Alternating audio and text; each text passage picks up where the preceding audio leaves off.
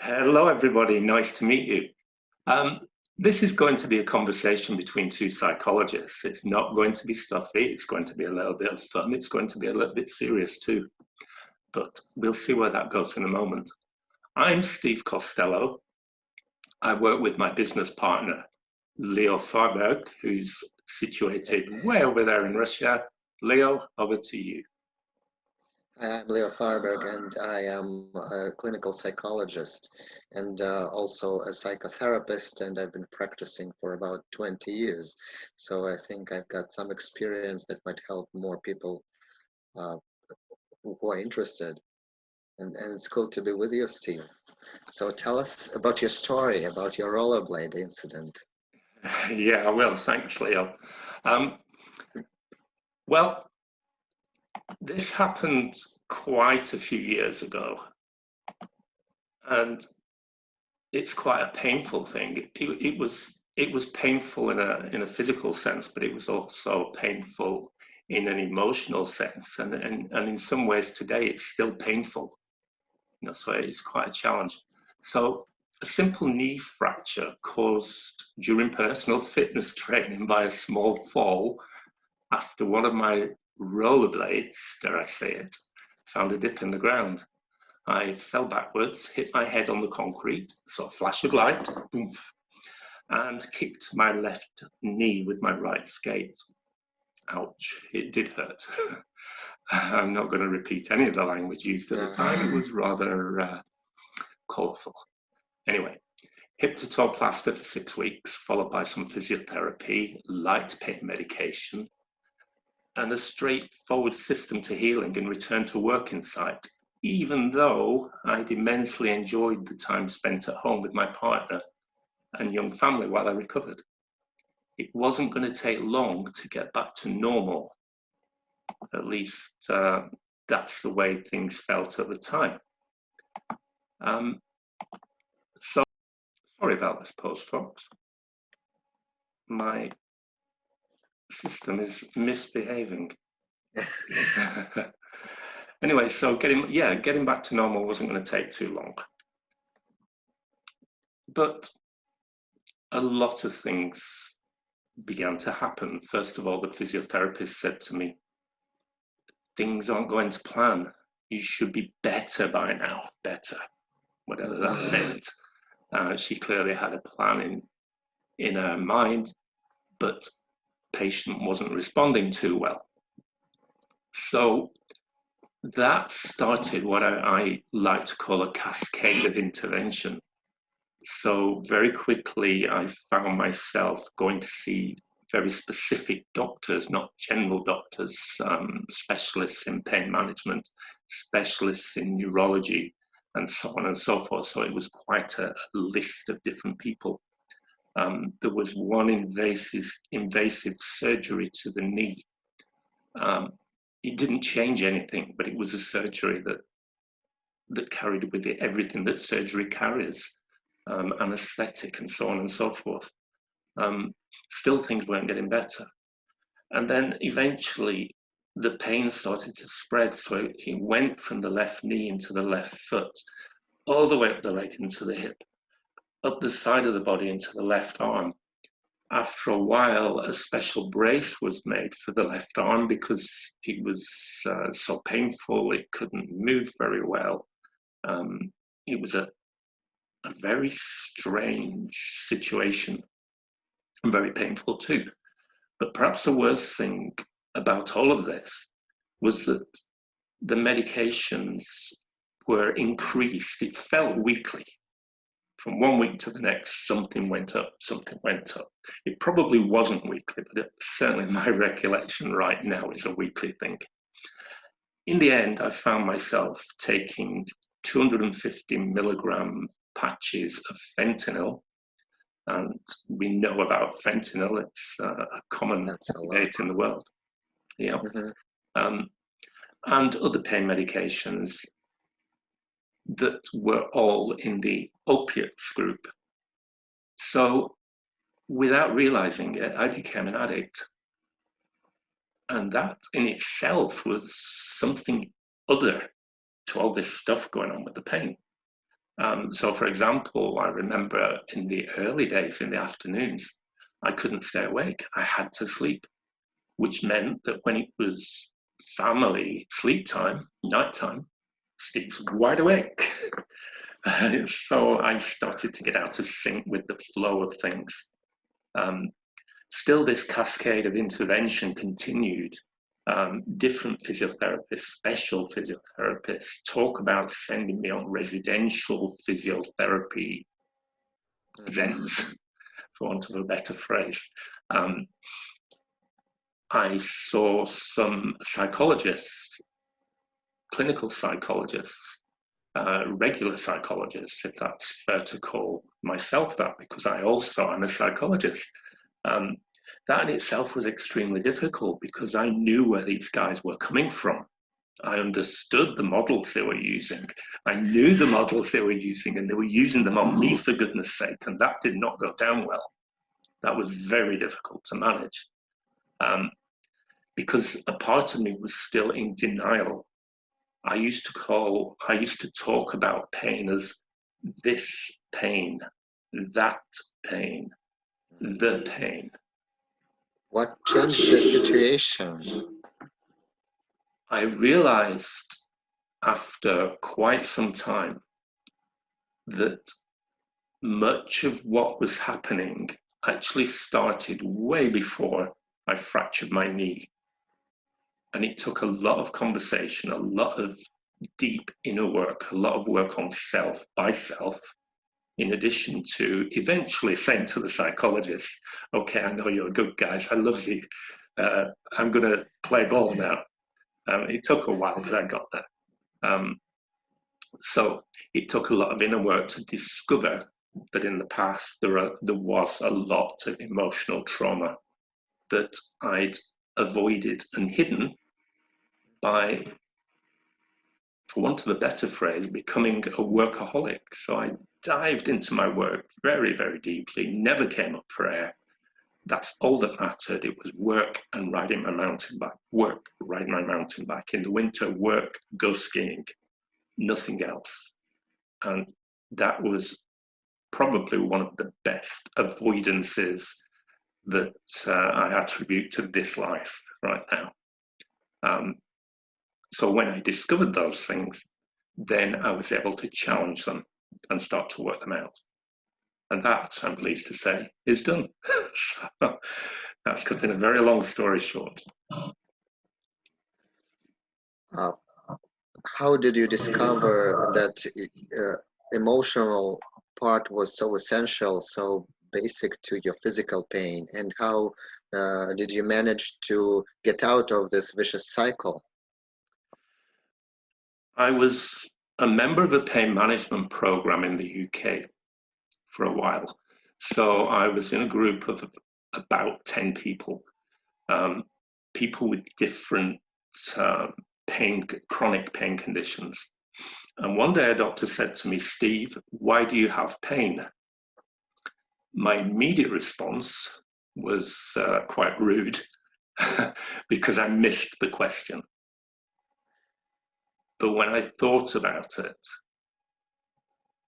I realized, I don't know what made me realize it, but I realized that it wasn't because I fractured my knee. There was more. And so he asked a lot more questions, and very slowly the emotional baggage began to surface. And that was the turning point. That simple question, why do you have pain? And it opened the doors. So yeah, so that's where it began.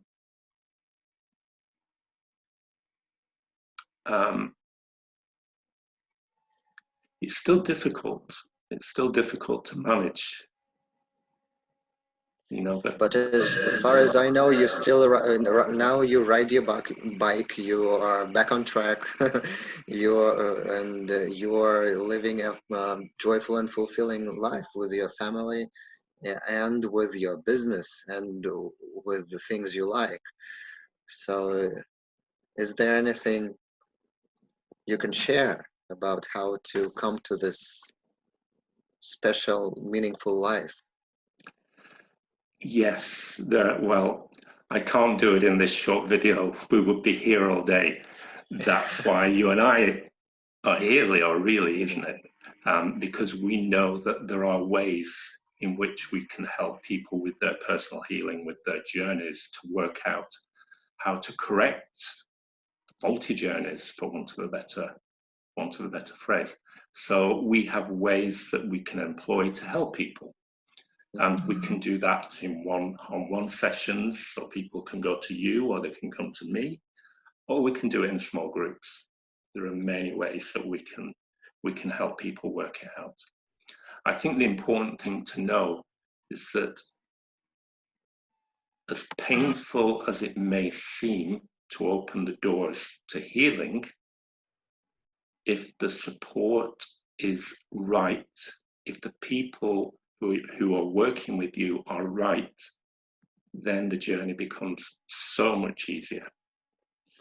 Yes, I completely agree with you because working as a psychologist for such a long time and working in medical services as well, in hospitals, shows me how important the inner uh,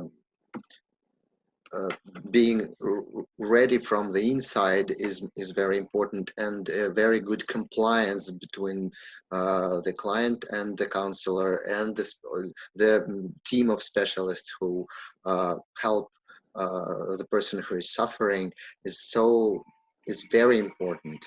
So the compliance might be the right way, and that helps us to go together on a journey, not someone taking the other one on the journey, but being together. And this support is another driving force to the healing. I think something that just came up for me as you were talking, Leo, is this thing about transition. So this pain in my knee, that pain in my knee, etc., not my pain. No, no, no. Don't accept it. The transition has got to be from this pain to my pain. And that's quite as I said, it's a challenging journey. But at the same time, it's a journey that is highly beneficial and highly possible. I think that's the key. What I can say is that we what when something happens to us, we think that it would be great to get back to normal, something that it was before. But such things as pain or some emotional disturbance or some other type of adversity is something to show us that we have to move on and have to get through the pain and uh, accept a new you, someone who became stronger when walking through the adversity. Yeah, And sometimes it may be received as a disruption, but I think the true uh, way to accept it is just to see it as a new level. Then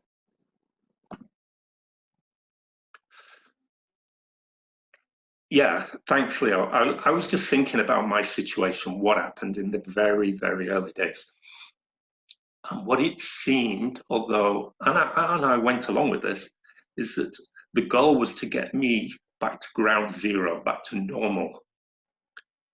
And it took a long, long time to realize that there was no going back. There was no ground zero. We had to create a new ground zero, a new normal. um, I think it's a vast topic to talk about, and we have a lot to say about it, and a lot of things we could help with, because both of us have uh, personal experience and professional experience. So I think there will be more videos to come or more posts to come about, on this. Uh, Probably we should stop for now, but I'm sure we'll be able to say what we can. Uh, and thank you all for being with us. I think it's just the start of a hero's journey for everybody here. So stay with us, and we might be of great help to many. Perfect way to put it. Thank you, Leo. And thank you, everybody, for watching. There will be more. Watch out for the Facebook posts. Bye.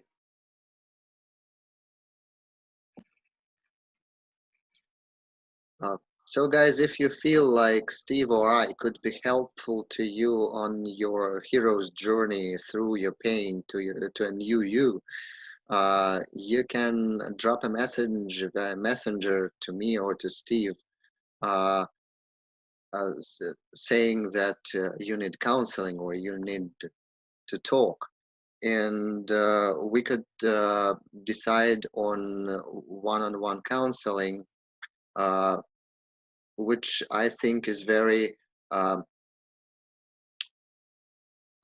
very good for you, for the outcome, because the one-on-one counseling is something where you can explore your own drives, your own ideas, your own pains with qualified counselors, and uh,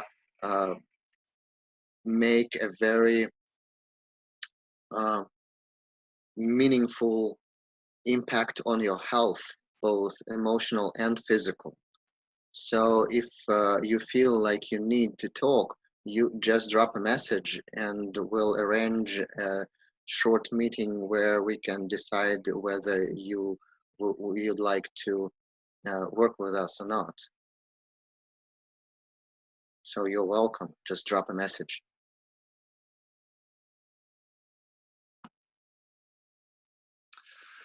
Thanks, Leo. This is there is another option for people who may feel at this time that they don't need a one-on-one session with us, and that option is to work in a small group.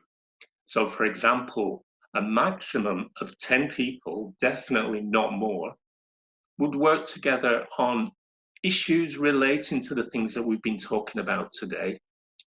But of course, it's done in a slightly different way. So, in other words, you get to share your thoughts, share your ideas, and listen to the thoughts and ideas of other people with input from both Leo and myself. So you're getting double value rather than just a one-on-one.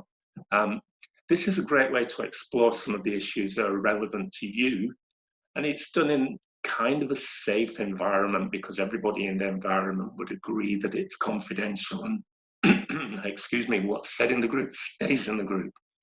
So maybe that's a better option for you. If you would like to know more about the group sessions, watch for the adverts within the Facebook groups, or simply drop us a message down there and we'll get right back to you. Okay, thanks for listening. Have a great day. We'll see you soon.